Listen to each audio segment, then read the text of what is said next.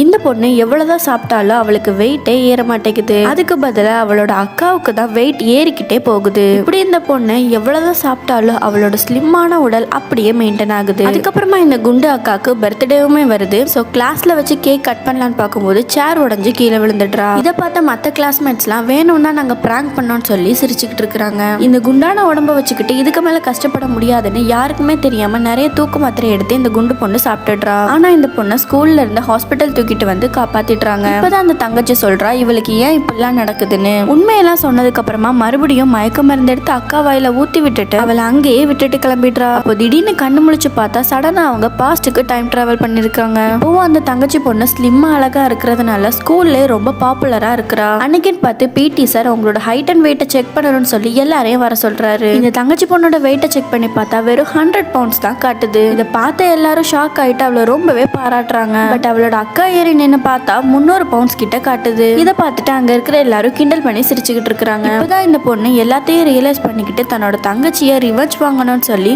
Diet start பண்றாங்க.